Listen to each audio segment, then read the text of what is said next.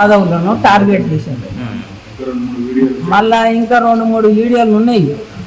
ఏది ఎస్సీలను మైనార్టీలను అన్నవి కూడా ఉన్నాయి. అవి అవి వాళ్ళు రిలీజ్ చేయలే. వాళ్ళు ఎప్పుడు చేస్తారో తెలియదు నాకు. అట్లా ఎప్పుడైనా కానీ తిట్టడం అనేది ఆయనకి ఆనవాదికి వస్తుందండి. మళ్ళా వాళ్ళ పిల్లగాడు మా పిల్లగాడు చదువుకున్నారు. వాళ్ళు క్లాస్మేట్లు, వాళ్ళు కలిసి మాట్లాడుకుంటారు. మీ కూడళ్ళము నేను ఎవరితో దుష్మన్ ఉన్నాం, మేము ఎవరితో దుష్మన్ లేము మేము. వింటున్నాను. వీడు నేను 30 ఏళ్ళు వస్తుంది జెండా మోసినట్టుండు.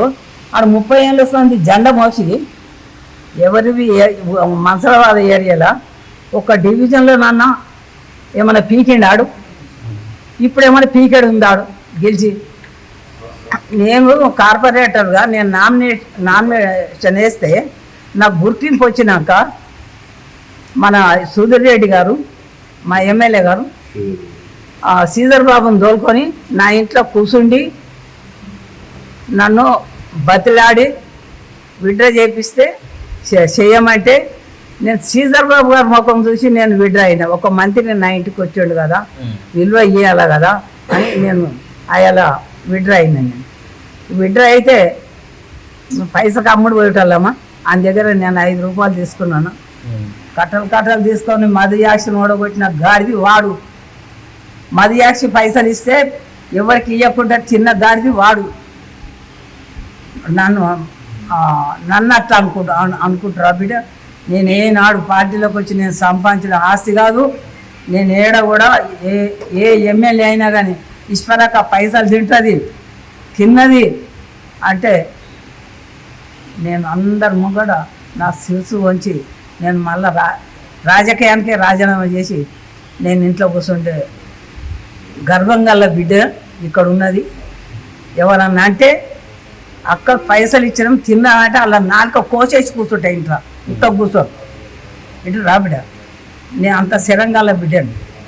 మా జాతిలో పుట్టినందుకు నేను శరస్త్రాలను వాళ్ళ లెక్క నేను దిగజారి బతకలేను నేను చెప్తున్నా. ఇక మీరు ఏమన్నా పార్టీ నుంచి ఏమైనా సస్పెండ్ చేయాలని చెప్పేసి కోరుతున్నారు ఏమన్నా అధిష్టానాన్ని? ఇక వాళ్ళకు నా ధర్మం ప్రకారంగా నేను ఇచ్చిన ఏ నిర్ణయం తీసుకున్నా అధిష్టానం తీసుకుంటారు. మీరేమైనా నిర్ణయం తీసుకుంటారా మరి? అంటే ఆయన పైన చర్యలు తీసుకోకున్నట్టు అయితే యాదవ బిడ్డకి ఆపద వచ్చింది, యాదవ బిడ్డని తిట్టింది కాబట్టి ఇంత యాదవ సోదరులంతా కూడా మీకు మద్దతు, బీసీ సంఘాల నుంచి కూడా చాలా మంది మద్దతు. ముఖ్యమంత్రి కూడా రెడ్డే, ఉన్నటువంటి వ్యక్తి కూడా రెడ్డే.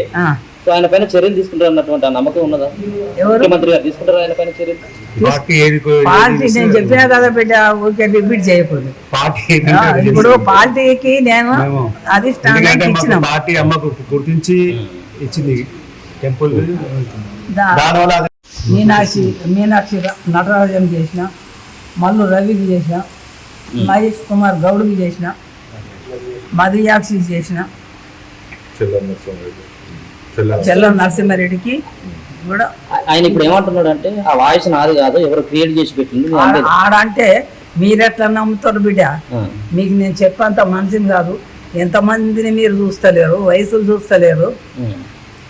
వయసు ఆందా కాదా అది పరీక్ష చేయరు బిడ్డ. మీరు మంచిలే. వ్యక్తిగత కక్షలు ఏమైనా రాజకీయ కక్షలు మాకు ఏనాడు లేదు. ఎందుకని మిమ్మల్ని టార్గెట్ చేసినారు? అంటే నా మందని బయటికి తెస్తున్నాని అదే టార్గెట్ చేసాను. ఇంకేం టార్గెట్ లేదు. అలా తాతలు ముత్తాతలు సంది మేము అందరం కలిసిమెలిసే ఉన్నాము. అలా నాయనమ్మలు మేము కలిసిమెలిసే ఉన్నాము. ఒక్క ఇంట్లో తిన్నట్టే ఉన్నాము.